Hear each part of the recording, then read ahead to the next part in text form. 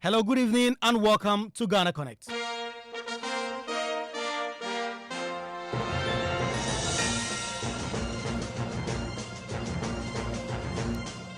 So we expected that by now, organized labor under the umbrella of TUC would have shut down the country in a strike move that was seeking to get government to act on the illegal mining menace. But barely 24 hours ago, organized labor chickened out and they are no longer embarking on a strike. But UTAG is going ahead with that strike action. Tonight on the show, do you feel betrayed by the decision of organized labor to no longer go ahead with the strike? Because in their words, the presidency and the government had announced a raft of new measures that they believed were enhanced measures to deal with the Galamsey menace. Just gone by on top story, you heard Maxwell Agbagbe's report of military men deployed on some water bodies who are destroying shamfans and driving these persons off these water bodies. The question is, are those measures enough, or these are simply government that has successfully been able to, in the words of Gen Zs, finessed organized labor into believing some new action is being taken on this illegal mining menace? And threats have forced government to make towards combating illegal mining, that's Galamsey in Ghana. Comrades, organized labor has therefore decided to suspend the internal strike action. On what basis? What was the basis? It means you sat in the comfort of your bedroom with the politician who manipulated you to come and read this to us. I am upset. They do not want us to be organized. They do not want unity. If UTAG will be the conscience of the nation who fight, the 16 public universities have all voted unanimously and overwhelmingly to say that they want to go on an industrial action. And we don't care about what disorganized labor wants to do. Today is an ignominious day in the history of organized labor. They are not worth the paper on which their names are written. It's unfortunate that they don't seem as organized as they should be at this time.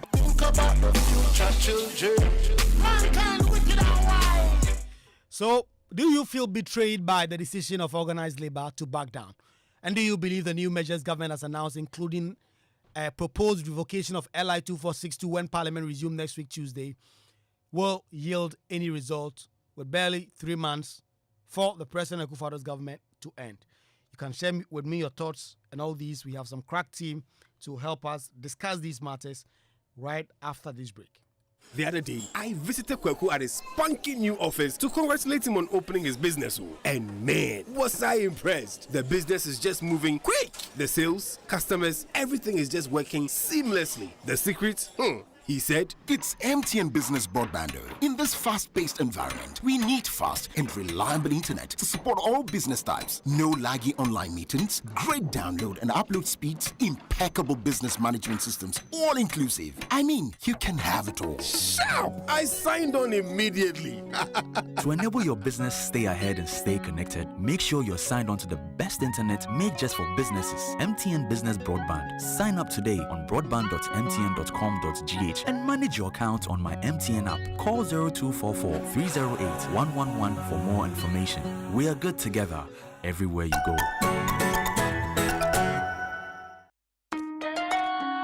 Son, we are so proud of you for setting up this hospital. I really love those hospital beds and waiting chairs. By the way, did you import them? No, Dad, I didn't. I actually got them from Kindle Books and Stationery right here in Ghana. Wow. We also bought our office supplies, safes, executive desks and chairs from Kingdom, and they gave us expert advice on how to set up our office. Guys, that makes 3 of us. I also got our sofa and bedroom sets, plus our dining hall furniture for our new home from Kingdom. Wow, Mom, that makes 4 of us. I usually get my stationery items from Kingdom, and my teacher also mentioned that our classroom furniture was provided by Kingdom. So there you have it. Whenever you're thinking about setting up an office or acquiring furniture for your home, etc., Kingdom Books and Stationery should be your first point of call. With over 40 years experience in the industry, we stock and supply a wide variety of globally sourced office and home furniture, stationery and equipment. Visit our head office, Osu Akwaje, or our office near the Osu Stadium. We're also in Tema Community 1, opposite Olam SHF, Kumasi KNUST campus, UCC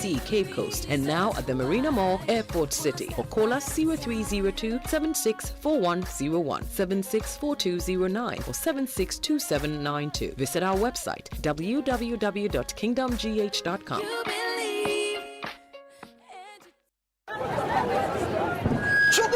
We have a new leader in town. Obiarenti. Amafo. Madam was Sibebre. When him say my baby, maybe more charcoal for whiter teeth. More charcoal. Not only that, maybe lemon. More lemon. Zinc for fresher breath. More zinc. And fluoride for stronger teeth.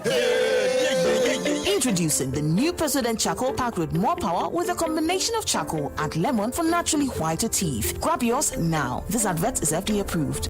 This October, come and encounter Jesus in a way you've never experienced before. The Maker's House Chapel International presents Experience Conference 2024 under the theme Jesus. From 6th to 13th October, join us for a week of divine connection and spiritual renewal. Be transformed by powerful ministrations from anointed men of God, Pastor Jonathan Miller, Reverend Eastwood Anaba, Dr. Dion Ibayas, and your host, Dr. Michael Brady Nyamiche. The venue is the Destiny Arena of the Maker's House Chapel International, Atomic, Atchison School of Nuclear and Allied Sciences. Weekday services start 6:30 p.m. and weekends 8 a.m. Experience Conference 2024. Don't just hear about it, be a part of it. Experience Jesus. The luckiest. Star 712 hash. Luck is everywhere. For everyone, yeah. Welcome and non fufua. A daily star 712 hash and found no regrets. A side comma investors are a striking gold. A comma health workers are a diagnosing luck with precision. A side comma that tough guy who couldn't hold back his tears. Say a comma passionate fan on also entering containing a joy. After to the seamstresser or turning the hard end stitches into a bundle of happiness. And now a comma if you say your next big win is right here. Star 712 hash. Luck is everywhere. Dial star 712 hash and join the luckiest winning celebration. From the 1st of July 2024, dial star 712 hash to keep buying tickets as a group, individual, or even as a community. Win loads of cash and prizes in the community draw or go for the grand draw on the 30th of November 2024. Unlock your luck with star 712 hash. Join the winning streak now. The luckiest. Star 712 hash. Luck is everywhere, for everyone, yeah. The luckiest. As for this year's election, dear, I want my candidate to be number 1 on the ballot paper. When no one will tell. Minia, in a dream or what? Everyone knows the number 1 spot is reserved for EC's favorite candidate. Number 1 honey, EC for now, Oh, how? I thought there's some procedure for balloting. Hey, look, it's the man from EC. Let's ask him before he leaves. Okay. Hey, what people again? Tell me, what would you like to know? Abego, how then they position the candidates for the ballot paper stop? We were just discussing how the EC chooses who gets the number 1 spot on the ballot paper. EC chooses? Yes, it's not fine. My brother, don't believe everything you hear. Let me tell you how the balloting process is done. Okay. There are 2 rounds of balloting. First, they ballot to decide the order in which candidates will pick in the final balloting. Oh, okay. Then in that order, they pick again to determine their position on the ballot paper. Really? What is here? The process is very transparent. The Electoral Commission does not have a favorite candidate. Hey, America, they don't have a horse in the race. And so they do not manipulate the balloting process. Just saying fix it. It is not fixed at all.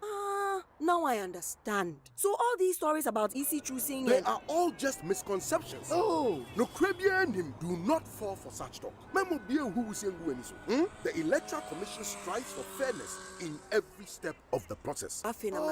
We won't fall for the lies again. Ghana for remember the balloting process. It be transparent. All will be done in the full glare of the candidates, the party agents, and the media people serve day to day there. No secret for anywhere. No libi labalaba. And you play.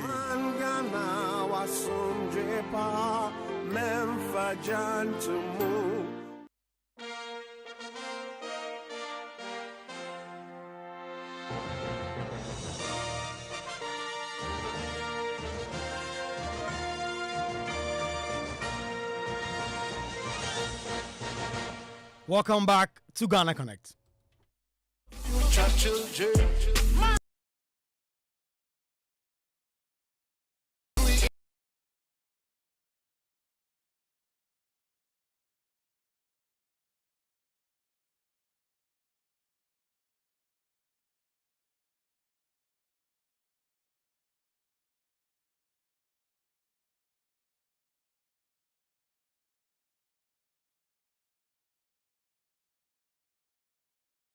Of our deadline and the failure of government to meet our demands on illegal mining, that is Galamsey, organized labor has decided to declare a nationwide strike with effect from October 10th, 2024.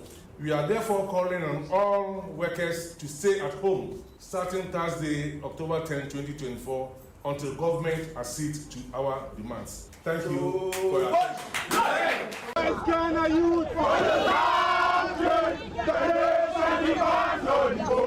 Stop doing Galamsey. Just stop Galamsey for us. Get up, stand up. Stand up for your right. Get up, stand up. Stand up for your right. Get up, stand up. Stand up for your right. Nothing has changed. So we are still in preparation to undertake the strike come 10th of October 2024. We outline a number of demands. Okay, we expect that government to fully accede to all those demands. But of course, we are also a body that does engagement a lot. His Excellency the President has directed the Minister responsible for lands and natural resources to submit a memorandum for the revocation of the LI to Parliament when it reconvenes on Tuesday, October 15, 2024. Has and threats have forced government to make towards combating illegal mining, that's Galamsey in Ghana. Comrades, organized labor has therefore decided to suspend the intended strike action.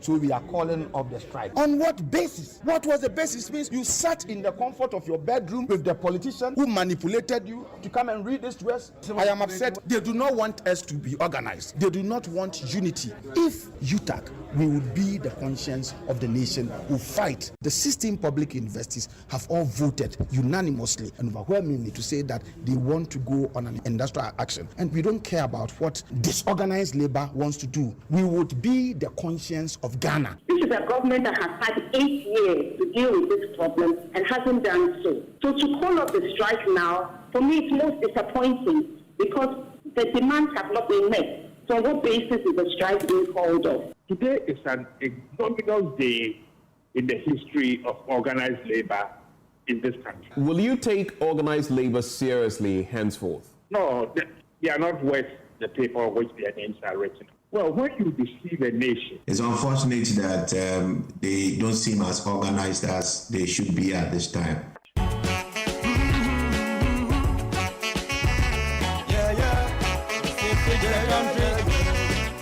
Say fix yourself. So yeah, that's how it's gone down, and organized labor have left a lot of people disappointed. Some have said that, listen, we need to cut organized labor some slack, and that, listen, they really had to give government a chance to see what exactly government is going to do. So what do you think? 055-1111-997.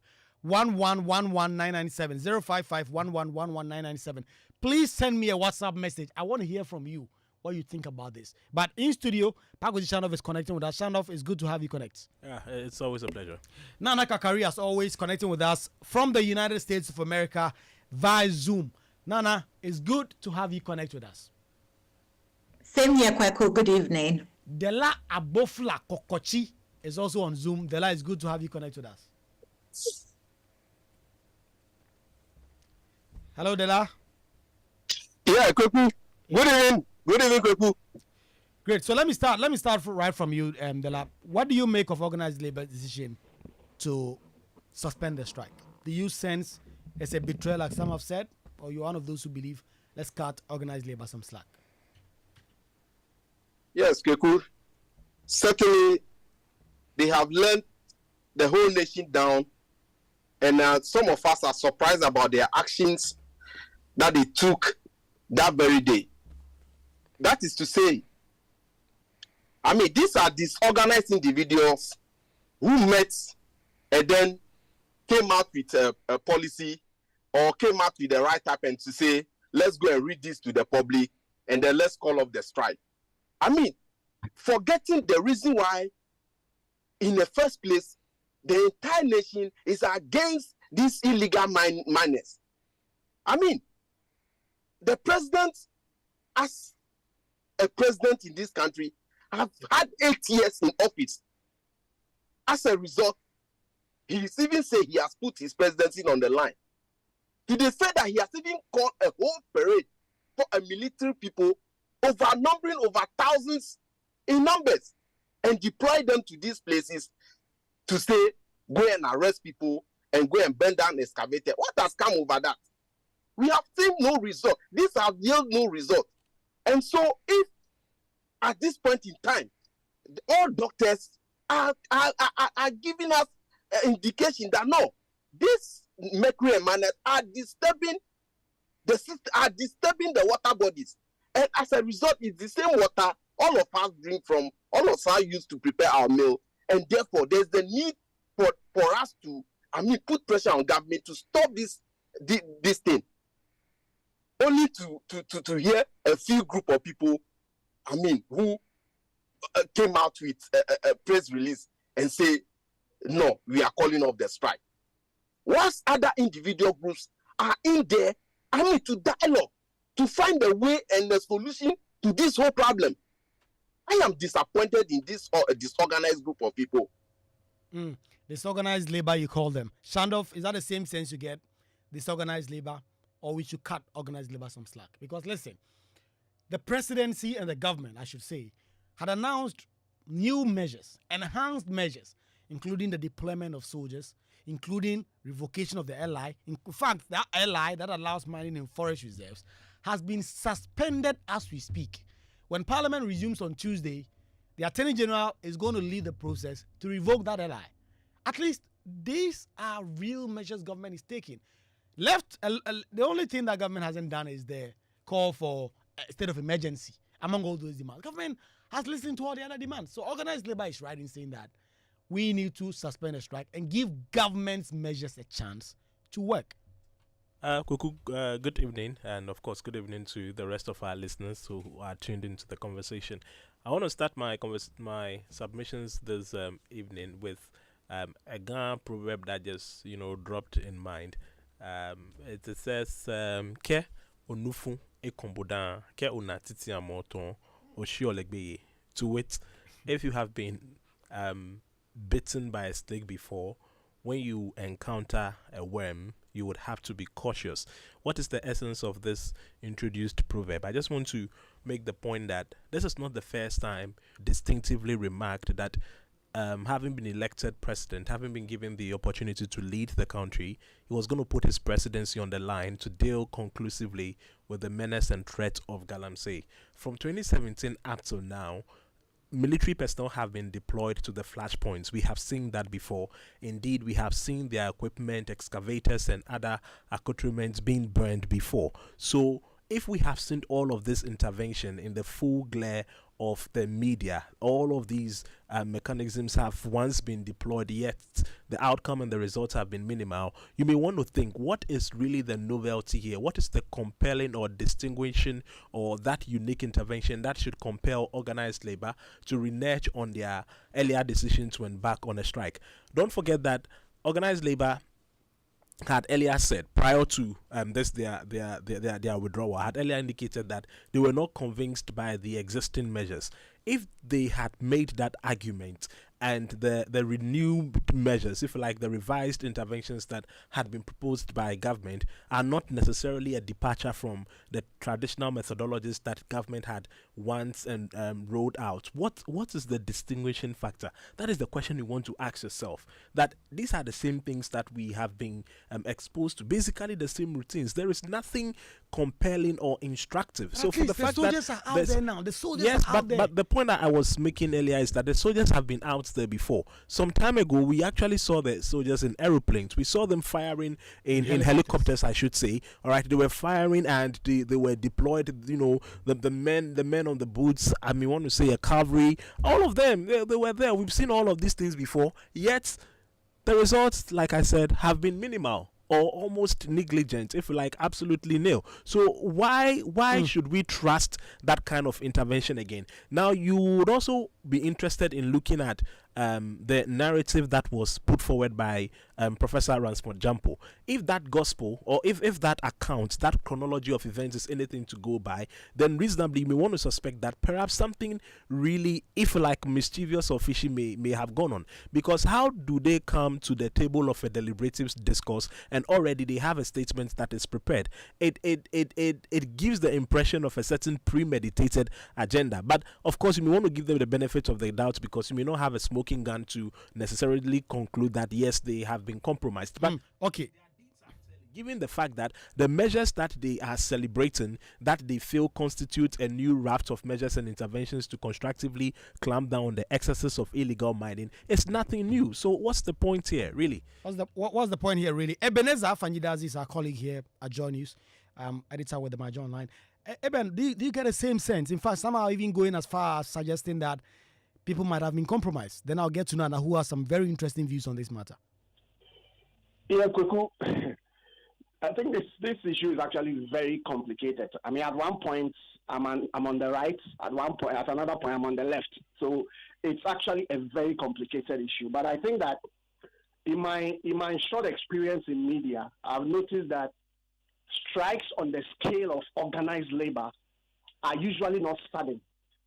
And the reason it's not sudden is that their first idea is not really to shut down public services. Because you see, when public services shut down, it's not necessarily the government that suffers, as in the administrative government. It is you and I, the public, who suffer. That's actually the reality. Now, my point here is this. It looks to me that things were a bit rushed in terms of they taking that decision, because they hopped on to the media campaign quite quickly, and they didn't really probably take their time to organize properly. That is my suspicion. But I do not suspect that they were probably infiltrated to achieve a certain aim. I do not think that. I think that there was a bit of a rush because, like Shandov said, Galamsey fight didn't start today. It started in Akufo-Addo's first term, went down for a while when the water became better again, and then later it got bad again. But all that while, organized labor never got into the fray. They never did. Then suddenly 2 months to an election, or 3 months to an election, per coincidence, I think it's a coincidence, that it just happens that we started throwing more light again on the state of the water bodies because they were getting bad. Then they feel that, no, all organizations are speaking up. What are we going to do? We need to get involved. So I think that first of all, the idea to be part of this is good. And probably, if you say, okay, we have put these things on the table, about 3 things, and so far we have seen a promise or an attempt to deal with, let's say, 2 of them. I don't think anybody always goes to the negotiations table expecting that all their demands will be met. So if government feels that, okay, we are doing this, and so we beg of you, consider coming back on or pulling the brakes on your strike so that we see what we can do. Because don't forget, whatever government intends to do is a process. Dealing with the Galamsey situation, it's not an event. It's not a one-off event. So ask yourself, I've even asked myself, if organized labor was going to strike, how long were they going to strike? Because even if they will strike for 2 months, it would not take within that 2 months to even get everything to be recovered properly. I mean, they had specific demands. For instance, UTAG wants a state of emergency declared. They have specific demands that they want government to meet. Then, if they don't have to strike, they don't have to strike. But like Shandov was saying, it appears some of these measures that were announced were similar to those ones announced, which organized labor said was not enough, except the fact that now government is committing to get the LI revoked when parliament resumes, and then there's been deployment of soldiers. Yeah, and I think the withdrawal of the LI is such a big deal. It's actually a very big deal, because I'm even asking myself, what's going to happen to those we have given licenses to mine in the forest reserve and they've entered already? Is the state going to pay damages, judgment debt? Because so it's even that alone, for me, I have my own doubts about the government's approach now of repeating an approach that failed in the past, which is going to the water like they are doing today. But the point is also that, so shouldn't they do anything? Should they sit down? And Kwaku, there's one thing we are not paying attention to. Who goes to a war with a divided front? Do you know that among the organized labor, the biggest unions that form organized labor are in the health and education sectors? Am I right or wrong? You're right. If the health sector chickens out, do you know that you have weakened your front? It's such a big deal. And I can tell you that, and you saw the statements that were coming. Pharmacists withdrawing, all kinds of people. And the way the thing was going, it was really not going to. And you see, when you want to bite, you bite at the place that hurts most. And I can tell you that one of the places that would have hurt most is the health sector. And if they are pulling off, and even a day to the strike date, that was when some of the constituents of labor were now voting. A day to the strike date, some Utah people were voting. So it was obvious that the whole thing was a bit of a rush.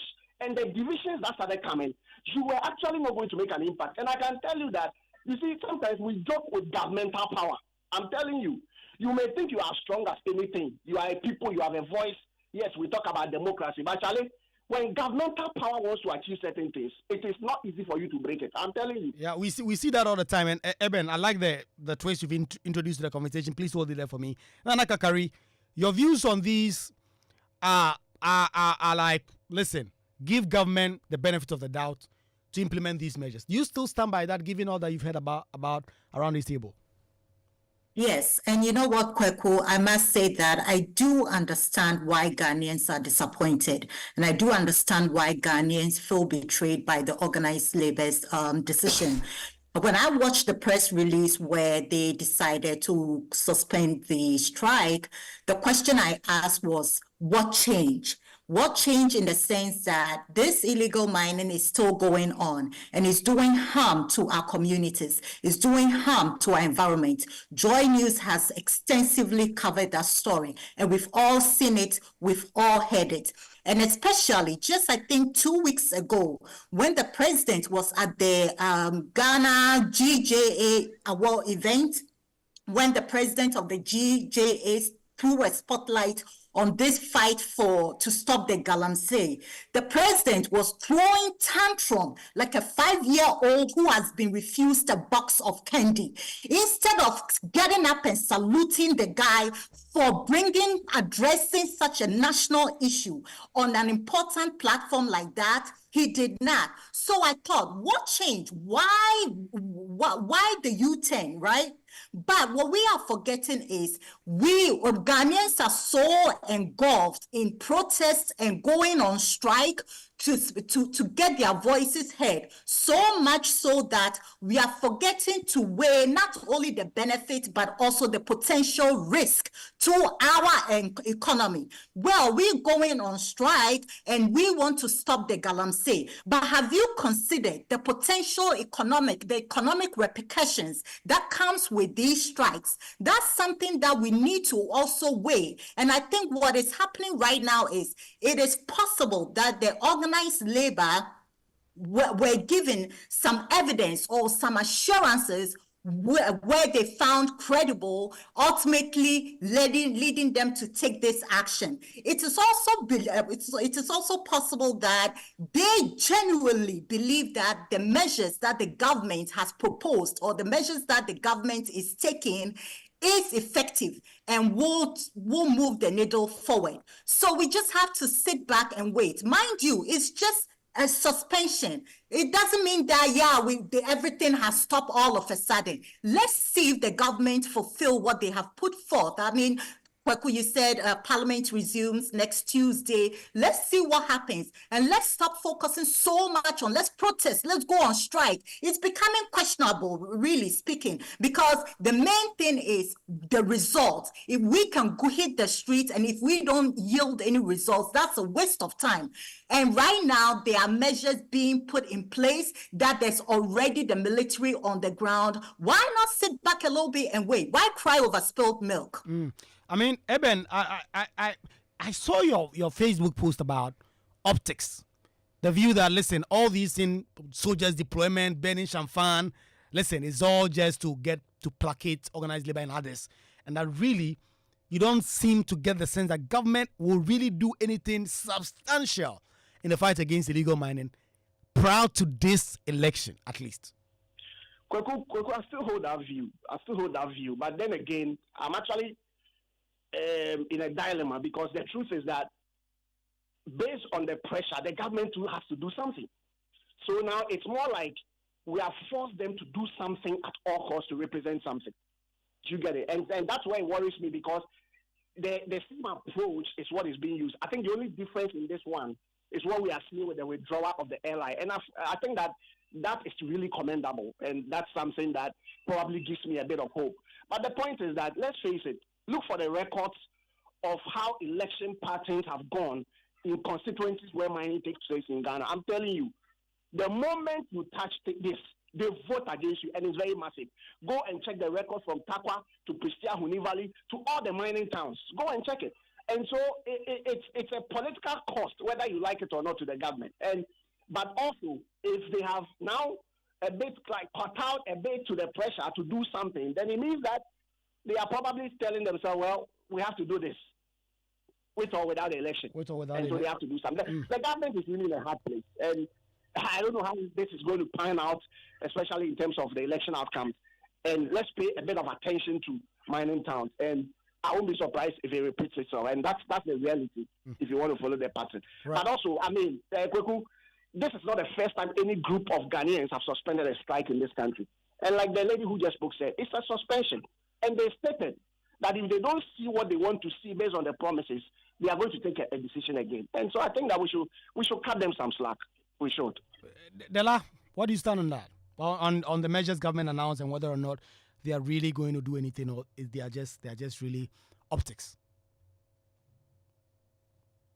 Hello. Almost want to. I mean, I'm very much disappointed in my colleagues, the editor in question, to the effect that if you are saying that the government is more powerful, what does that mean? I mean, this is the people who voted the government in power. It's the same people the government is killing with this mercury and manners, and they are polluting the water body. And the same people are telling you that no, stop this. And that you kill all of us in this country. And you are saying the government is so powerful, so we shall allow them to do whatever they want to do to kill all of us in this country. I think it meant it I think it meant it in said that government is powerful in trying to get what it wants. And so all the organized labor is very powerful. When the force of government is unleashed, and then government comes to you and say, listen, give us a chance to do this, sometimes it's very difficult to refuse government. I think that is the kind of point he made. And not necessarily that. Yeah. That can never be the case. And I'm saying this, it can never be the case in the sense that if you had people who voted these people into office over the past 8 years now, and you have been given everything, every resources to fight this Galamsey, who brought us to where we are today? It's the same people in government who brought us to where we are today. But from the past 1998 up to the year 2016, we have had all successive government, giving for 57 miners licenses to operate. But within the period of 2016 up to now, government have granted 1,500 licenses to these miners to operate. Who brought us to where we are today? It's the same government. Because they are benefit from it, they cannot stop. No wonder we have had all ministers and all publicly saying that no, they won't stop today, they won't stop tomorrow. But sanctioned by their own vice president, and currently trying to say he wants to be. The most annoying aspect is that a vice president who is running for presidency to come and say something sensible to the Ghanaian. He said, I want to digitalize my mining. Yeah, but I guess the point Dr. Mahmoud Bami has been making is part of the reason why the environment has been totally destroyed is because persons are just going about digging, and it's like try and loss. You dig, you try and see if you find something. If you don't find something, you move on to the next place without reclaiming. So if you finance the Geological Survey Department, they map out specifically where all the gold is. Then you know that you are going here straight to get the gold instead of going all over. But I see the point you make there, and I want to come back to you later on. Please hold it there for me, Dela. Shandov, the consensus around the table is splitting. Really, there are those like Ebenezer Fanyidazi and Nana Kakaru says, give the government some time. You don't seem to want to do that. It's 2 months to an election. Give the government a chance to show you that they can do something. But without giving the government a chance, how can you rely on the past failures of the government? Which all of us admit, really, that the previous five, 2017, Operation Horse, Vanguard, they were massive failures. But government says, give me the chance again to do something. You need to give government a chance before you can criticize them or judge them. Kwaku, if you were to leave this console and then you returned home and then you saw, that is if you have a girlfriend at all. So this is only a hypothetical analysis. But let's assume without admitting that you do have one, and then you went home now and then you saw that he was in a compromised situation, and then you forgave her. You decided out of the benevolence of your heart to give her another opportunity for the relationship to continue. And then perhaps maybe 2 weeks thereafter, you see her doing the very same thing. You go ahead to forgive her regardless of the emotional damage which would have, obviously happened to you. Then in the third week, you see her do a similar one. This one, you actually even have if you like, graphic evidence to that effect. Not only did you chance on the action. No, that's my point is already made. I know you are very discerning. Our listeners are also discerning, so I'm sure they've been able to assimilate the import of the analogy that I'm citing.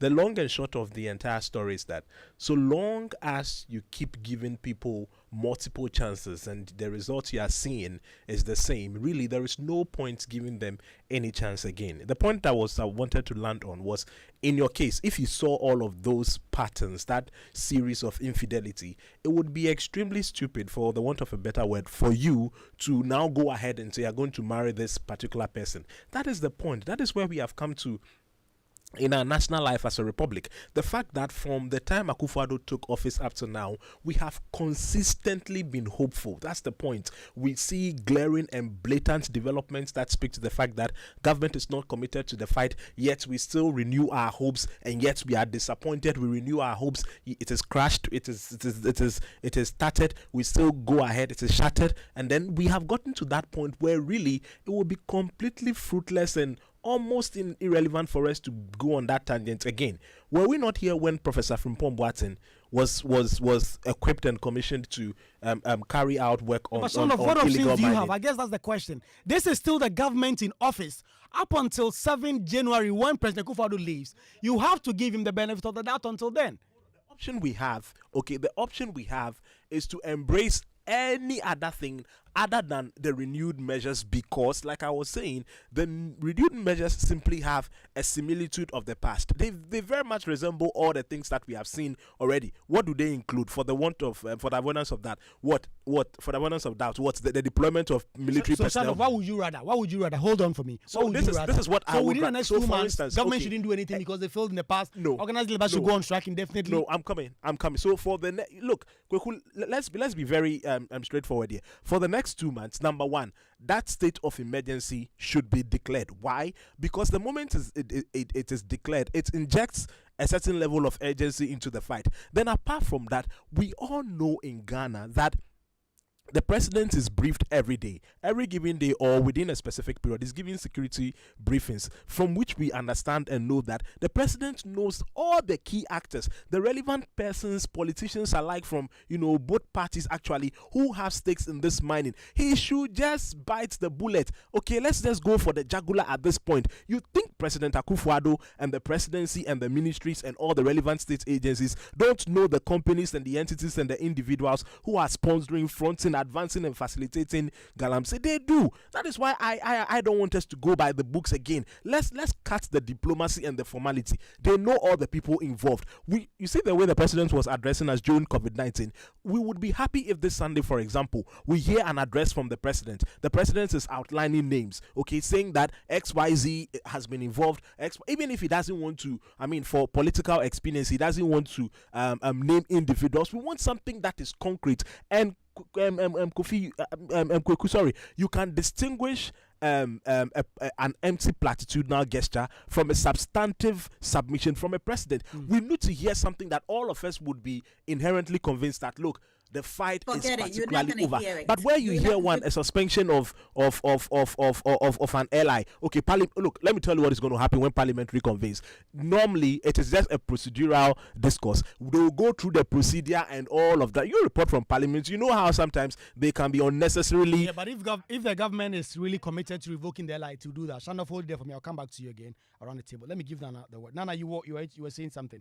He's I asking the wanted to president say speak. He that says with he's not going to regard do to wanting to hear from the president, forget it. It's not going to happen. This is a president who wouldn't even talk to his own media, but will go to an international media, France 24, to address an issue pertaining to his own country. Why do you think that he's going to stand in front of the podium and address any issue? He did not even want to address it when he was confronted face to face at the GJA event. He did not want to do that. Listen, the problem is that either whether we strike, we go on strike, or whether we do not, as the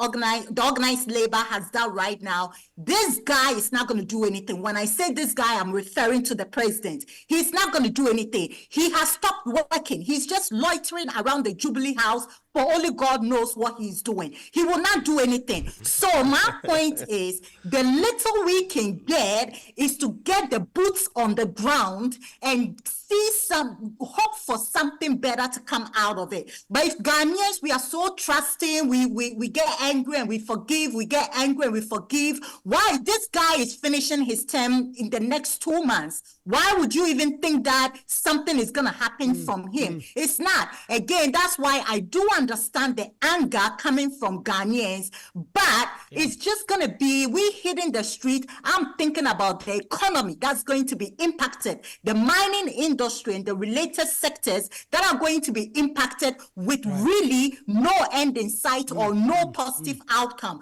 coming out of the actions we take in the form of striking or protesting. Okay, now hold it there for me. Some messages coming in. This is from Sam Bannerman in the USA. It says the renewed fight against illegal mining by government isn't going anywhere because individuals in the corridor of power are involved and the punishment should be severe to serve as a deterrent. Sam Bannerman from the US, thank you very much. Egbeomo, I'm standing out this from Kaswa. It says, in addition to the numerous small water bodies, more than 7 other major rivers, some around about 100 kilometers, are found to be heavily polluted. For government to send only 100 soldiers is woefully inadequate. Yes, we had Colonel Festus Abuaji say the same thing. He said, this one says, Joy FM, why do they destroy the excavators? I mean, he means, this one means the champagne and other things that the soldiers are destroying now. Why not confiscate them and give them to Ghana Highways Authority to build roads and all that? I mean, that's also a very good question to ask, and we've been trying to get government to answer that. This one says, does the president need more time to command the military? He could do that within 40 days. Organized labor leaders are cowards. Have you been hearing what government officials have been saying about not doing anything to fight illegal mining menace? And Kenneth Obin Brekum said, fighting illegal mining is just like fighting corruption. If you fight it back, it will fight you back in multiple folds. That is your message there. This one says, much ado about nothing. Mere rhetorics. All the government is doing is just pulling wool over our eyes. This is coming from Nancy. Nancy, thank you very much for sending us that. On the Galamsey fight, Ghanaians are hypocrites. The politicization of the fight against Galamsey shows that we are hypocrites. This is Ni Dokun Oyarifa Tipa Junction. Let me take this final one before we do last round around the table. I seem to have lost this from the text console. But those are some of the messages that all of you have been sending on this renewed fight by government to deal with this illegal mining menace. It says organized labor has failed us.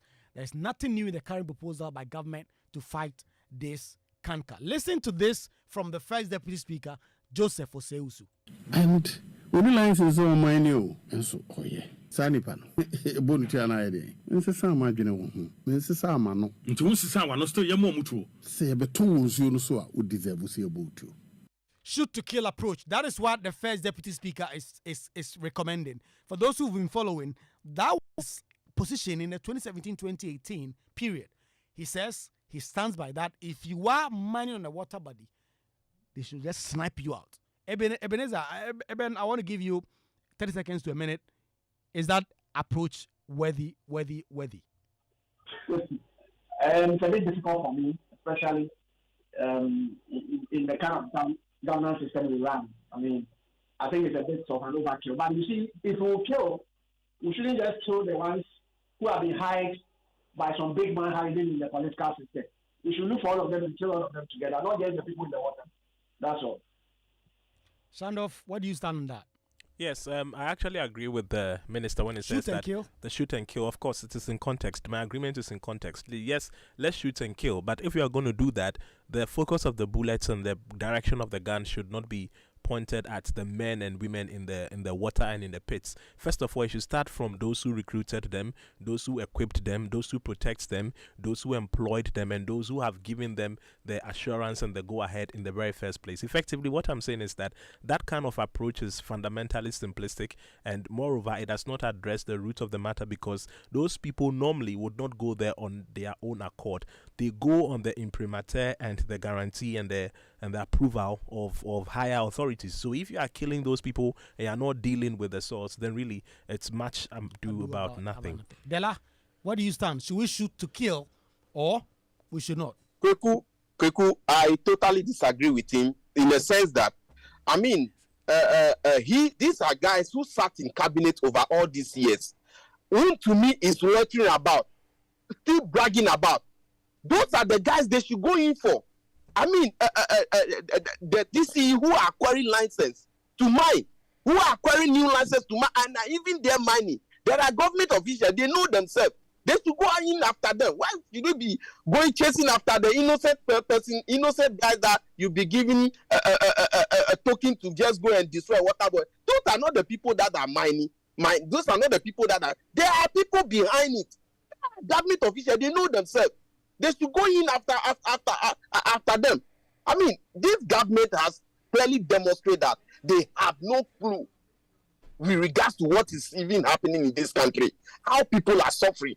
On top of it, they just wanted to pollute this water body and kill all of us. But that will not happen. Luckily enough, we have opportunity by 7th of this December to take them off. Your network has gone off. Dela, let me give you the last word on this. To shoot to kill or not to shoot to kill. The first deputy speaker seemed to believe that is certainly one way of getting this to work. Like I said, Kwaku, can you hear me now? Yes, I can hear you, but I think you've made the point. I want Nana Kakari to make that point. Nana Kakari, giving the last word to Nana on that. I totally disagree with the shoot and kill. Let's remember, Ghana is governed by law. They are human rights law. Even a murderer deserves to go to court and defend or do whatever he has to do.